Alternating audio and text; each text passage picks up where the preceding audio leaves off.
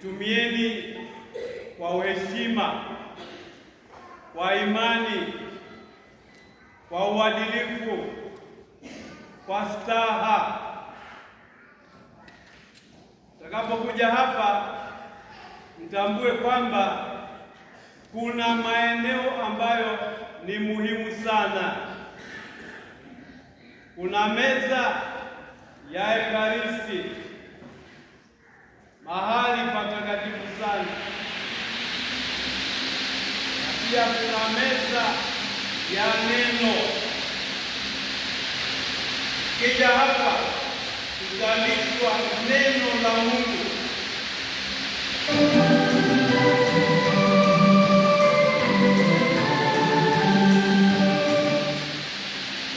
Na tutalishwa mwili wa Kristo. Tulisikilize neno la Mungu kwa imani. Tulisikilize neno la Mungu kwa uelekevu. Tulisikilize na kulitafsiri katika maisha yetu. Lakini pia sisi tutakaosikiliza neno la Mungu na kulishwa mwili wa Kristo, tuwe makini, tusiwe mapango au majalala ya uovu.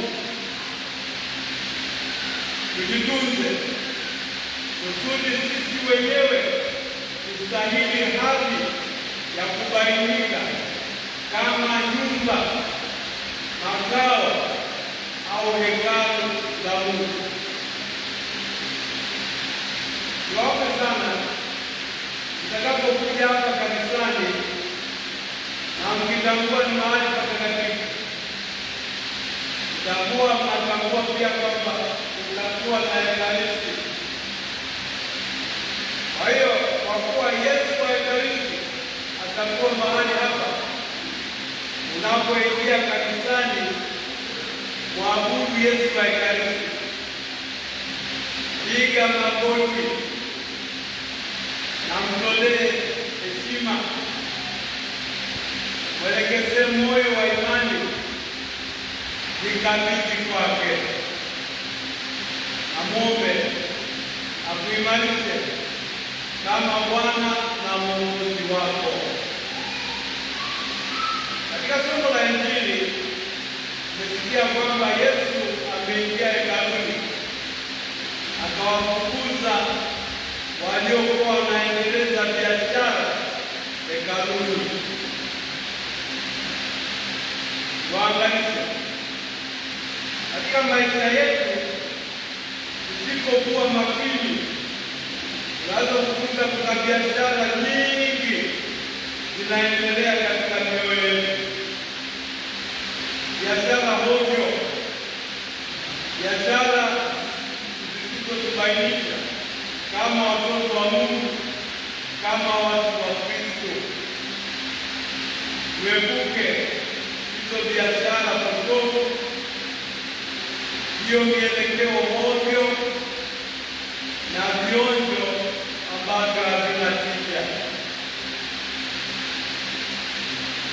Narudia tena kuwapongeza, niendelee kuwaomba na kuwahimiza, dumisheni imani safi, imani takatifu na imani iliyo hai kweli kama wanakanisa wa hapa Mkunguni na kwingineko kote.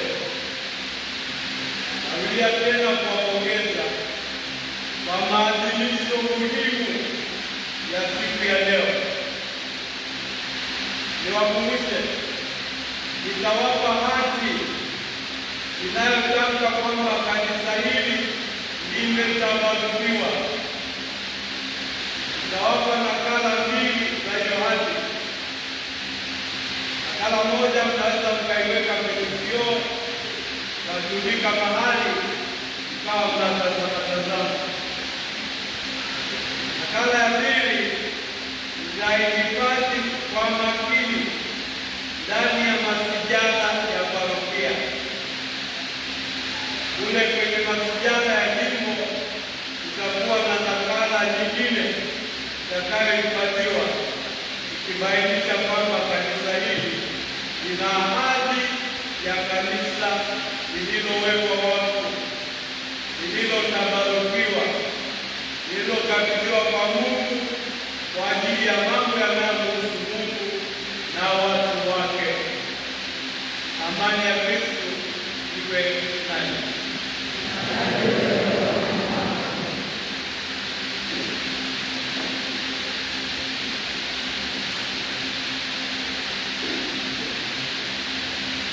Simama.